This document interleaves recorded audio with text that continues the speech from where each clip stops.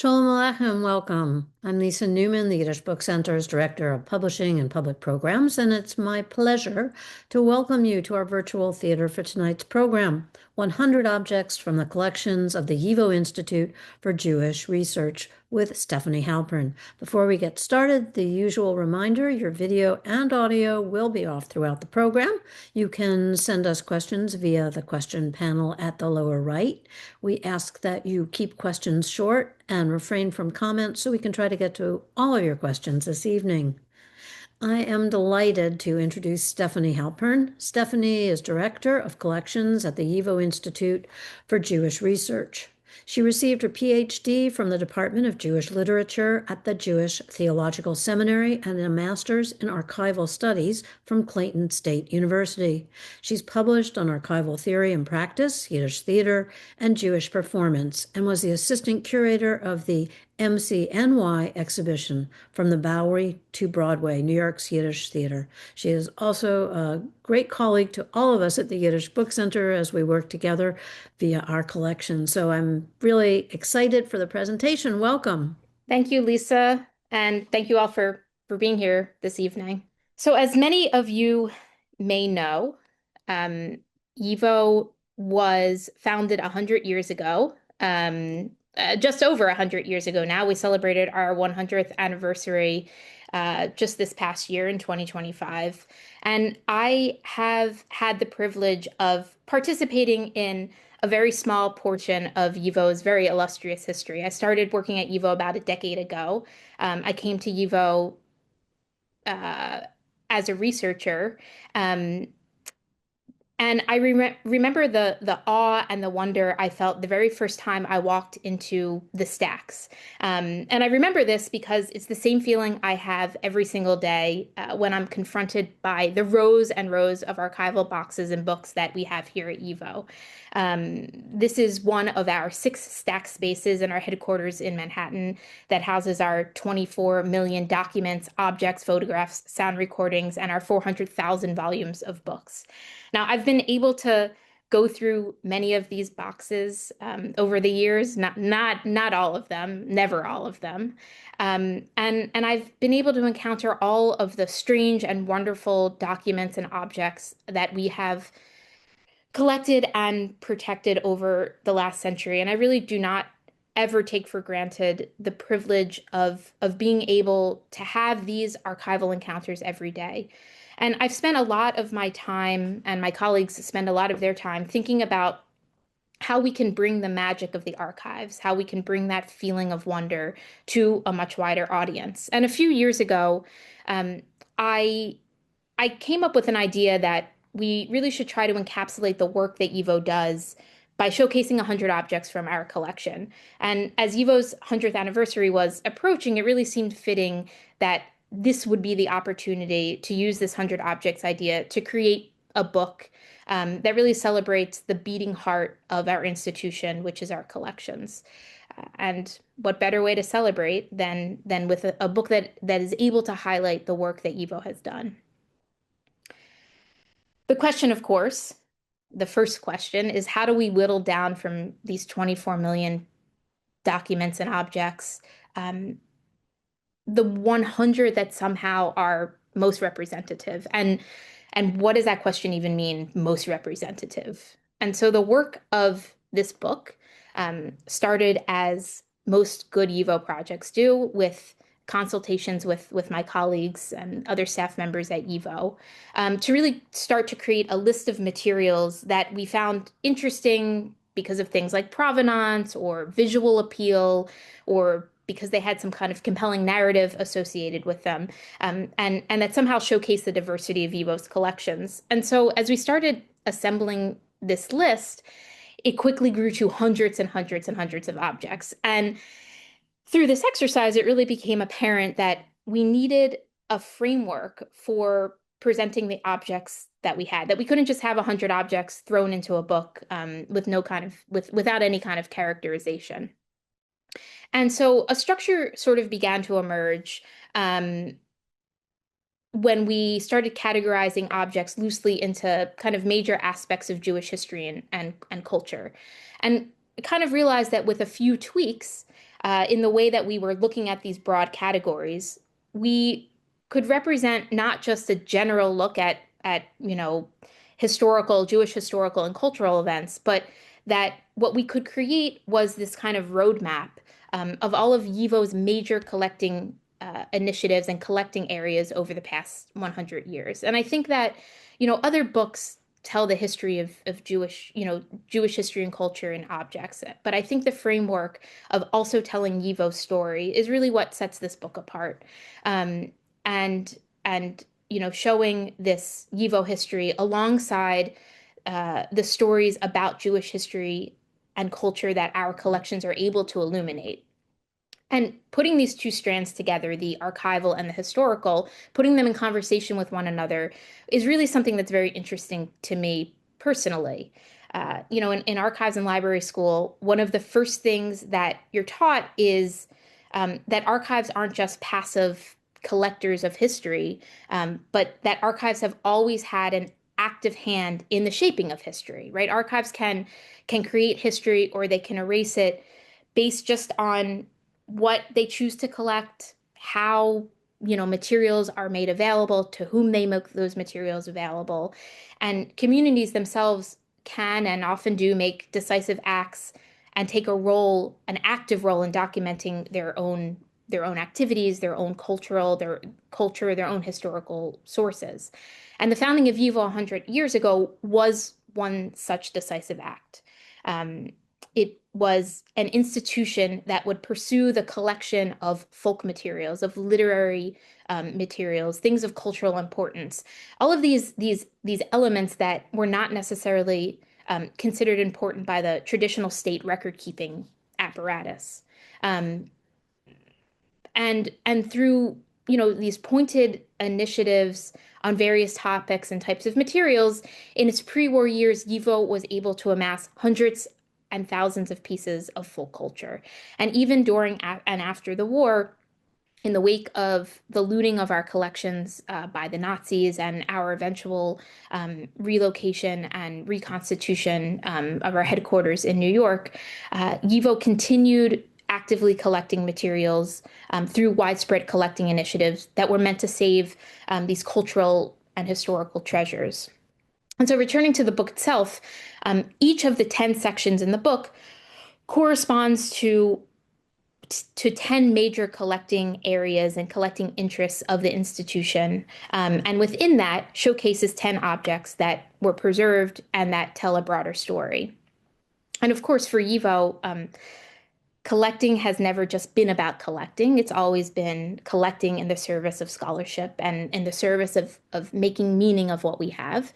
And so in following that, the objects are accompanied by short 350-word essays by 57 leading scholars in their field.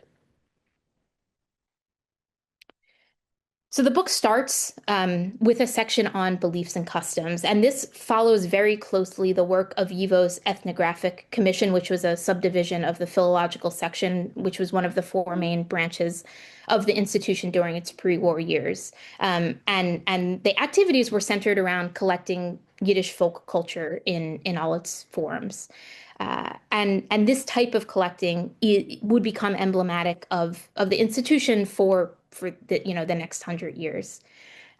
And YIVO had limited staff, they had limited funds, and in order to amass these hundreds of thousands of pages of folk culture, they had a volunteer network of collectors, or Sammlers in Yiddish, who gathered these materials from Jewish communities around Eastern Europe, often armed with questionnaires about things like holiday customs and Jewish legends and children's stories and curses that were heard in the marketplace and that kind of thing.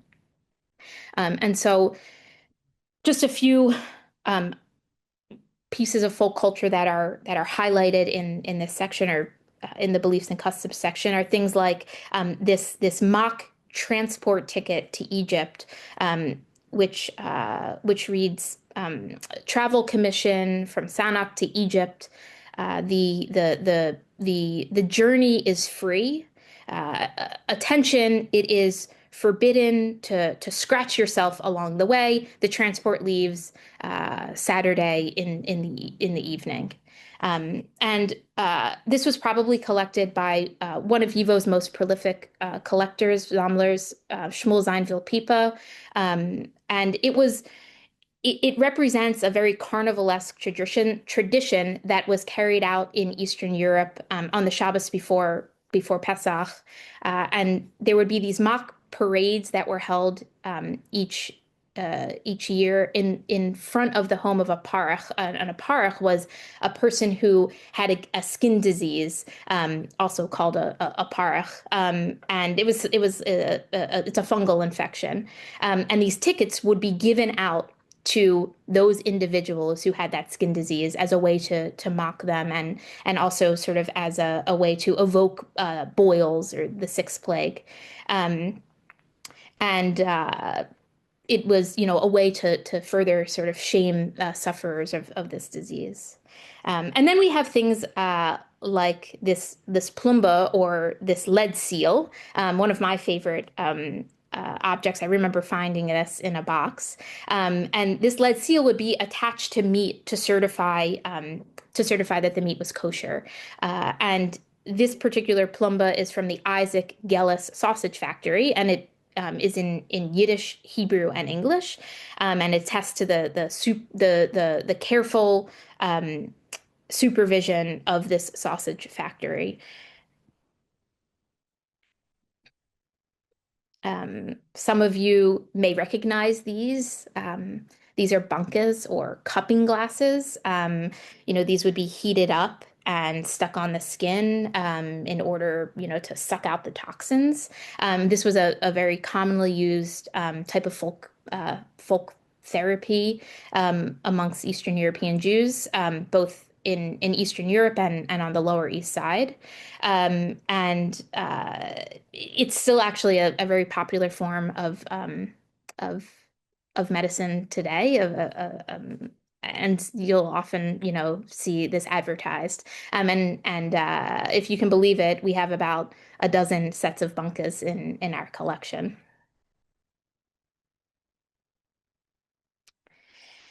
We have a chapter in the book on Jewish youth, which very closely follows YIVO's interests, both in the pre-war and the post-war years, in documenting the lives of Jewish youth and Jewish children. And one of the four main sections of pre-war YIVO was devoted to collecting these types of materials. And YIVO really placed an emphasis on connecting with the secular Yiddish school systems. It was estimated that something like a quarter of the Sammlers who during the pre-war years were somehow associated with the secular Yiddish schools.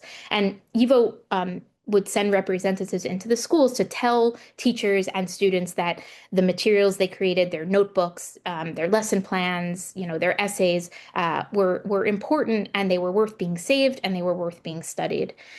And so highlighted in this section are things like this notebook from Sisho, from the secular Yiddish schools, a beautifully illustrated botany notebook, just one example of the many types of secular studies that were taking place in Yiddish.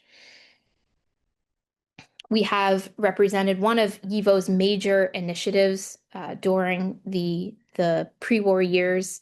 YIVO held a series of autobiography contests in the 1930s to collect the stories, the autobiographies of Jewish youth.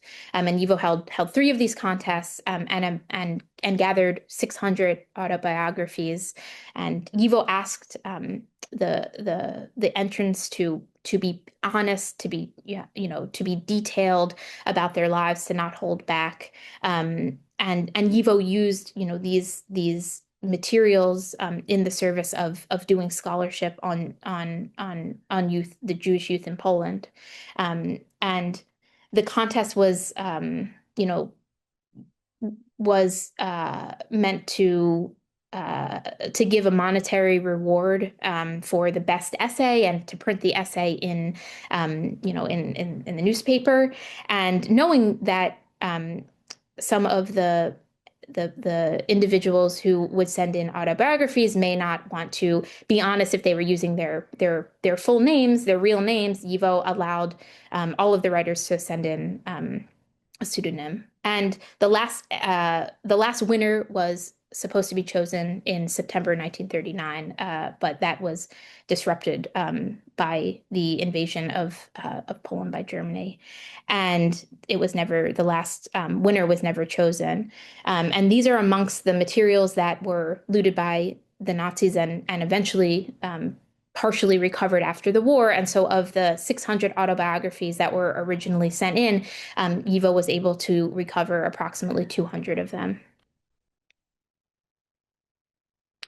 The section on Jewish youth contains materials that YIVO continued to collect after the war, like on Jewish summer camps. And this is 2 pages from the Golden Book from Camp Boybrick, which was run by the Sholem Aleichem Folk Institute in upstate New York. And it ran from the early 1920s to the late 1970s. And the Golden Book documented exceptional campers and exceptional bunks each summer, and it was read out loud in front of the rest of the camp each summer in the last days of camp.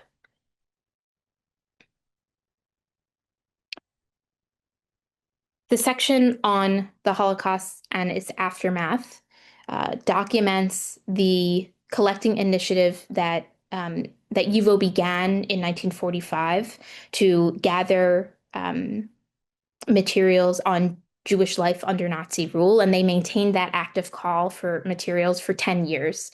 And YIVO since then has amassed one of the largest collections of primary source materials on the Holocaust, approximately 7 million pages of primary source materials. And so this section includes materials like the Lodz Ghetto Children's Album, which includes the names of the signatures of 14,000 children who passed through the Lodz Ghetto schools in 1941. The signatures each are accompanied by an illustration from the school, the class that they were in. And this was presented to the head of the Judenrat as a Rosh Hashanah gift. And there were only hundreds of children who passed through the Lodz Ghetto who survived the war. And so these 14,000 names really are the last remnants of some of these children. And this book was saved by a man who served as a postman in the Lodz Ghetto. And after the liquidation of the ghetto, he was part of a small forced labor brigade to clean up the ghetto. And he knew, because of his duties, where offices were, where important documents were. And he took these documents, he shoved them in suitcases and pillowcases, threw those down a dry well, survives the war, goes back into the Lodz Ghetto, digs up these materials, and eventually in the early 1950s begins delivering these to YIVO's headquarters in New York. We have in this section the logbook, the arrivals and departures ledger from Auschwitz Block 8, which documents those coming in and those leaving the block for a very short period of time. In 1943, there are about 5,500 names included in this particular ledger: names, numbers, nationalities, date of entry and exit. And the section also features things like this Nazi portrait, a portrait of a high-ranking Nazi official, painted on the back of a piece of a Torah scroll. Right away, it wasn't enough just to murder Jews. The entire culture had to be destroyed. And this is one example that we have in the archives of such destruction of Jewish holy texts. We have shoe soles and wallets and wrapping paper. And this particular piece came to us through an American soldier who was in Vienna just after the war, and he found this in a marketplace. And he purchased it, knowing that he couldn't let it fall into anyone's hands who thought that this was okay, who would prominently display this in their home. He purchased it, and then knowing that YIVO had this active call, brought it to YIVO in the late 1940s.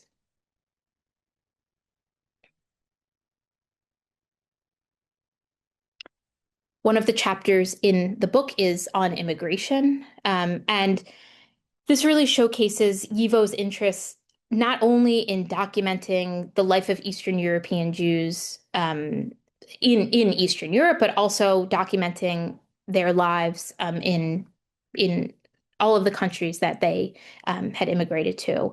And there were Friends of YIVO committees and collecting circles that were really established all throughout the world, in the Baltics, in Germany, in France, Belgium, Denmark, Australia, North and South America, Brazil, Argentina, the list goes on. And these groups really functioned as important partners in collecting materials and sending them to Vilna. And so this collection, this section includes things like this amazing photograph of Jewish gauchos in Argentina, in the pampas of Argentina. There were about 150,000 Jews who were living in Argentina by the 1920s, many of whom had gone over as part of the Jewish Colonization Association. And after they had bought with Baron de Hirsch large sections of land, and these Eastern European Jews did not necessarily know how to farm the land, and so they often associated with the local population, with the gauchos, this sort of mythical figure in Argentinian culture, and learned, how to farm the land from these individuals. And so you see here, these quote unquote Jewish gauchos with their guns and their dogs, something that you probably would not necessarily expect to see when you think of, Eastern European Jews. The section includes an issue of Der Jiddischer Emigrant, a journal that was put out to offer Eastern European Jews alternatives to some of the major places of immigration, right? America has created, put into effect immigration quotas in 1921 and 1924. And so understanding that the America and other locations were closed to Eastern European immigrants, Der Jiddischer Emigrant focused on sort of presenting other opportunities in places like Mongolia, the Philippines, Colombia, places that were not necessarily realistic for mass immigration, but in the first issue, I think the journal said that they understood that there were really no prospects for a decent Jewish economic future in Eastern Europe, and that the only way out really was mass migration overseas. And this section also includes one of my favorite collections that we have at YIVO, a case file from the National Desertion Bureau, an organization set up in New York at the turn of the century to help Eastern European Jewish women who had been abandoned by their husbands here in New York find them. And this was a phenomenon that occurred. There was something like 52,000 individual case files, individuals that appealed to the National Desertion Bureau to help find their husbands. It was important in many respects because in order to remarry, these women needed to get a Jewish divorce. They needed a get, and so some very small number of individuals actually reunited with their spouses because of the National Desertion Bureau. But this was such a big deal that in the Vorwärts, in the Jewish Daily Forward, the largest, circulating Yiddish daily, there was a gallery of missing husbands, where their faces and description were put in the newspaper. So similar, stories can be told about the different sections in the book: history, the written word, performing arts, labor, visual arts, and YIVO history. But reading it sort of in a linear fashion and going through object by object isn't the only way to read the book. One of the things that we really tried to do was make sure that the objects we chose could have potentially fit into many different categories. And that was one of the fun things about the book, that we were putting things into categories that you may not, you may not expect. But you could read the book and pick out from section by section certain objects that tell you a story, some kind of thematic story. So you could go through and learn something about Yiddish, Yiddish language. And so we have things like the handwritten manuscript of Sholem Aleichem, one of the greatest, the greatest Yiddish writer, Funim Yared, his autobiographical manuscript, or this Ort manual in the center. Ort was the Society for Handicraft and Agricultural Work, and it was founded in the 1880s to try to help benefit Jews by educating them in professional and agricultural work. And this is an electrical manual with different diagrams and all of these electrical terms in Yiddish. And really, showcases the breadth of the Yiddish language. And then the Takonos von Yiddish and Oisleg, the spelling rules of Yiddish.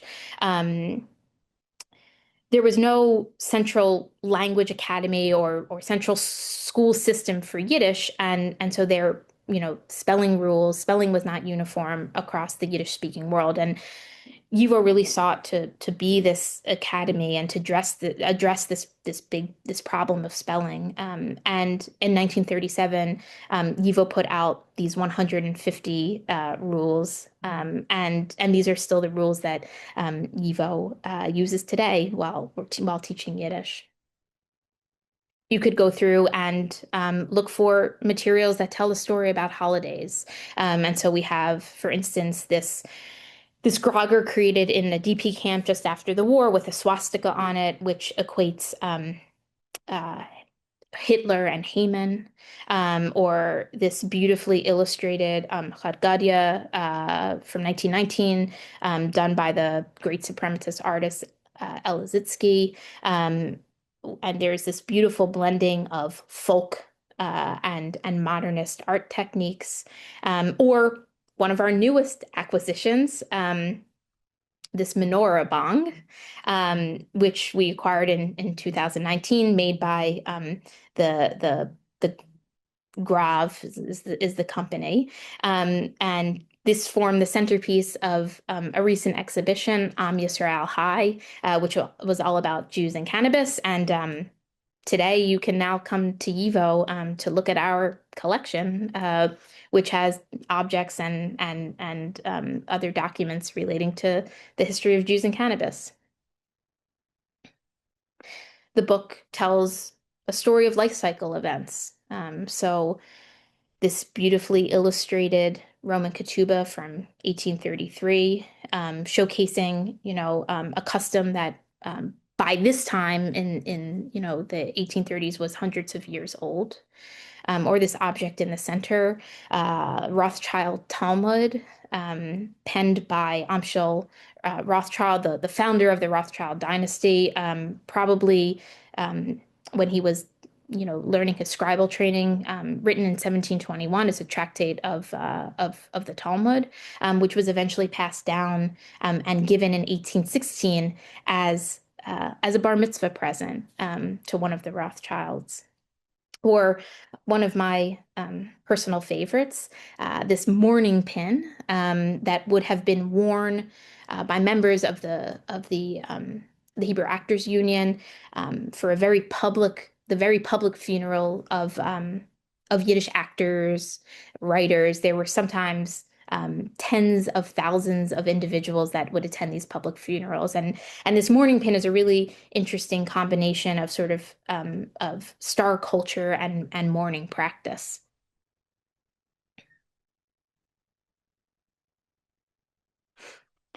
And then there are many thematic threads that run throughout the book, but just one last example.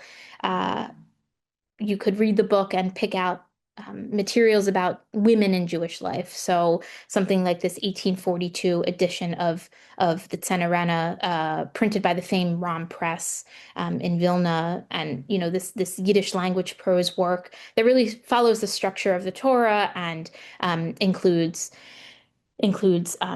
translation and commentary and folklore. And it was often called, the women's Bible, because it was geared towards individuals who knew Yiddish but were really less comfortable in Hebrew.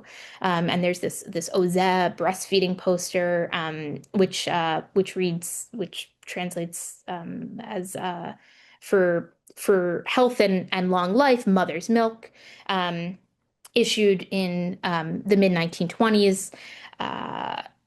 Ozeh was created to address issues of health and welfare of the Jews in 1912, and so here this poster focusing on breastfeeding versus bottle feeding with cow's milk, and Ozeh really was focused on helping mothers and children. And then this beautiful photograph taken by Alter Katzizna, who really was known for his portrayal of his photographs of everyday Jews. This photograph captures a Jewish tavern keeper and her husband. Jewish tavern keeping was a long profession for Jews in the Polish-Lithuanian Commonwealth, and often the female tavern keeper would be in the front of the house, and the her husband, the man, would be in the back, distilling the vodka. And again, these objects and all of the objects in the book could fit into many different categories. And this really is one of my favorite aspects, that you can find all of these connections, and each time you read it, each time you flip through, you find something new.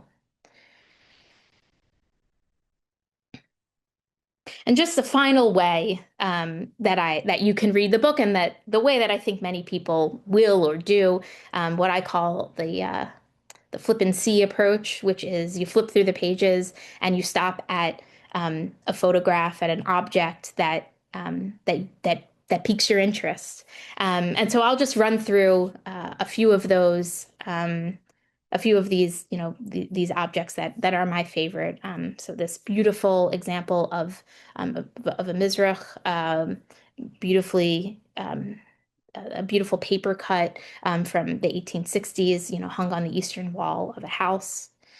This tray made out of butterfly wings, which when we got it, we were told belonged to the great Yiddish writer Hay Leivik. And it turns out that the scholar who wrote on this found out that Leivik did not make this while he was convalescing in the Denver sanatorium, as we had been told. The sanatorium, the papers are available, and there was never any evidence that an art project like this took place. But most likely this was purchased by Leivik during his travels around the world, and the butterfly wings are all wings from South American butterflies, and Leivik was indeed in South America. So just an interesting sort of story about what is attached to an object, and the stories we tell around it, and how those are not always, fully based in historical accuracy. this really interesting death mask, this plaster mask that would have been made in the moments right after death. This is the great Yiddish writer Yehoyash, who he's very well known for his translations of things into Yiddish, and maybe most well known for his beautiful literary translation of the Tanakh into Yiddish. Um, uh, this Farrier's toolkit, which has all of these tools that were used by a man named Albert Snyder, who owned a company called Contour Furs here in the Fur District in New York. And it includes, the labels and the hat stretchers and the hat forms. And you can see here in the sort of the bottom of the frame, my favorite thing from this toolkit, which is a little tin of buttons and needles and thread, which when I opened the box the first time reminded me of the little tin that my grandma always had sitting next to her on the couch in her sewing area. A cabinet card of Abraham Goldfaden, the father of the Yiddish theater, where he's surrounded by all of the names of the plays the operettas that he had written. This is a hand seal press, which belonged to one of the Landsmannschaften that had been created in New York. These mutual aid organizations created by members of the same town, and there were thousands of them that were set up in New York. And each Landsmannschaft had a hand seal press, and they would, be able to emboss on a piece of paper their official seal. And I remember one of the first times I walked into the stacks when I was a grad student, and I saw hundreds of these on the top of the stack shelves, and I thought, wow, YIVO is such a weird place. I love it. And then, from the section on YIVO history, we have things like this building receipt fund book. YIVO didn't have its own building when it was first established in Vilna, and fundraised to create, sort of this beacon of Yiddish culture. And I'll just end with this final piece, and this is the image that closes the book. These are materials that were scooped from the rubble of the YIVO building after the war. The YIVO building served, the YIVO's collections were looted, and the YIVO building served as a sorting center. And we call this at YIVO seamus, right? A word that is usually reserved to describe destroyed holy books. But for those who were so intimately involved in collecting these materials for YIVO, all of these books were holy, even the secular ones. And so we chose to end the book with this image because the rest of the book is a testament to all of the materials that YIVO was saved and has preserved. And this is a reminder of all that has been lost. And just a final word. I never intended this book, and as you're reading it, you should not take this as the intent. This is not comprehensive. It's only 100 out of 24 million. It's meant to be an invitation to learn, to inquire, to enter YIVO's history and our collections, and to come visit us and to learn more.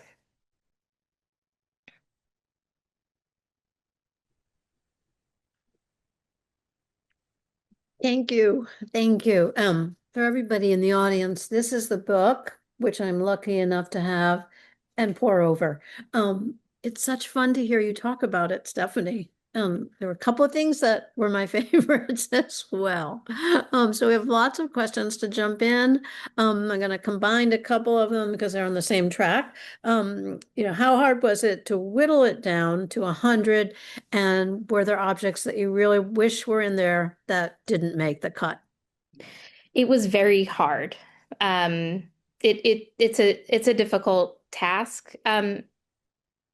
In some ways made simpler by, working with with my colleagues, and some ways made harder, right? Because everyone has their favorite objects that they've encountered in the collection. And we really didn't want to tell the same story twice. And so sometimes we had two equally interesting objects that overlapped in a way, that didn't allow room for a new story. We, for instance, we have in here an original handwritten manuscript of Ansky, a Yiddish manuscript copy of Ansky's Der Dybbuk. And we also wanted to include, something from a Vilna troupe performance of the Dybbuk.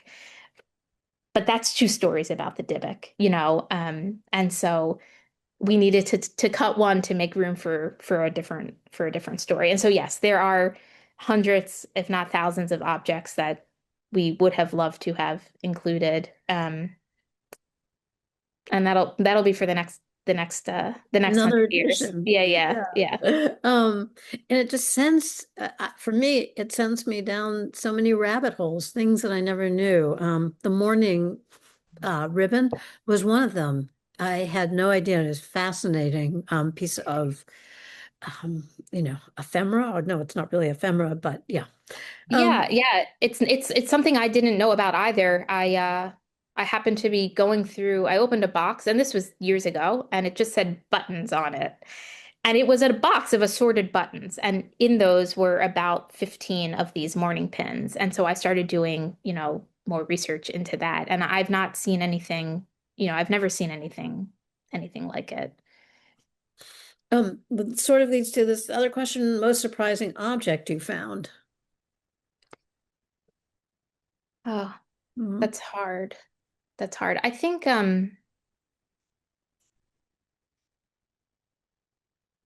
probably the train ticket, the mock train ticket to Egypt is really a surprising one, right? Um, and it really showcases, though, the way in which YIVO did not shy away from kind of collecting folk culture that maybe was not did not shed the best light on, on some of these practices, the mocking of individuals within the community who had this very contagious, skin disease. Yeah. Somebody asked that question, why are they shaming the people? Do you know? Because, well, I mean, they have this contagious skin disease, and yeah. I don't know the exact reason, but yeah. Does YIVO continue to add to the collection? Great question. We do. We get two collections in every week. And so our numbers are growing. And oftentimes we'll get family materials from someone who has letters from their grandparents or something like that, or we'll get institutional records. Yeah, so if there's anyone out there who has materials that you think might fit our very broad collecting mandate, we're always happy. Yeah, we're always happy to talk about that and to accept them. Um, are your collections on display? I think this person doesn't know whether or not you're just are you just research or also showing these objects? That's a great question. We always have exhibitions in our headquarters. Many of these objects were actually on display last year for our 100th anniversary. We've since taken that down, but we have a new exhibition opening on Jews and Magic, Jews and the Occult. And yeah, we try to showcase our materials in a variety of ways through our public programs, through our educational offerings, our online classes, which often highlight, hundreds or thousands of pieces. And of course, through our digitization efforts, we have about 5.5 million pages of our materials digitized and available online, free of charge, to use. And we continue to digitize and to find new ways to share our offerings with the public. Well, I will attest to that from the Yiddish Book Center because we work closely with you and your colleagues A lot of what is in our permanent exhibition was from your collection, which is really, it's great. It's an incredible resource. And the book just brings it to all of us who can't do the research there. It's wonderful. So thank you for that. Uh, are these artifacts, photographs in the amazing book, any of them rescued from the Vilna ghetto by the Paper Brigade? Yes, several items that are highlighted in the book. As I mentioned, the Ansky's manuscript. We have Theodor Herzl's diary, kept one of his first diaries from 1882 in his very small handwriting that was saved by the Paper Brigade, buried in the bunkers in the Vilna ghetto, and collected, by Sutzkever and Kotriginsky, dug up after the war, and eventually brought to our headquarters. And I think there are others, but off the top of my head, those are two of the major ones. Yeah. Sorry I arrived late. When did YIVO relocate to New York? In 1940. So in 1939, Max Weinreich, one of our founders, was out of Poland, attending a linguistics conference, and he was told, don't come back to Poland, go to New York. We had always had a branch in New York from our founding, from our earliest days. But the American section was not really a collecting branch. It was more of a fundraising arm. And Max Weinreich came to New York, and it was voted to transfer the headquarters from Vilna to New York. And the hope was this would be a short-term thing. And of course, we know the history. And so beginning in 1940, YIVO in New York continued to collect. And this proved very important that our headquarters had been transferred, because after the war, there were about 1 million pages of YIVO materials that were found at the Offenbach Archival Depot by the Monuments Men. And in 1947, these materials were restituted to YIVO in New York, because this unbroken chain of succession from Vilna, the headquarters in Vilna, to the headquarters in New York could be proved. I mean, that's a good place for us to end tonight. Again, Stefanie, thank you for your work in bringing this out. Congratulations to YIVO. Keep up the good work. Thank you. And we look forward to more of what you find in your collection. So thanks again for joining us. Thank you. I want to thank all of you in the audience who are with us tonight. And I want to recommend that you head on off and get a copy of From the Collections, or 100 Objects from the Collections of the YIVO Institute for Jewish Research. It's available at the YIVO bookstore and at shop.yiddishbookcenter.org. Tonight's program is part of the Yiddish Book Center's ongoing series of virtual and in-person public programs. I hope you'll join us this Sunday, May 3rd at 2 p.m. in person or via live stream for our annual Melinda Rosenblatt lecture. It will be delivered this year by Barbara Kirschenblatt-Gimlet. The lecture is Yiddish on Display. Learn more about how you can register for that program, either for the live in-person or online, and look at our full upcoming schedule of events, including Yidstock, which takes place July 9 through 12. yiddishbookcenter.org/events. Before I let you go, to all of you in the audience who are generous supporters and members of the Yiddish Book Center, thank you. Your support allows us to bring you all of our programming. We also invite you to consider becoming a sustaining member and help us continue to bring you our free virtual programs, podcasts, and more. Thanks again for joining us, and look forward to seeing you again at our next program or at the center. Take care.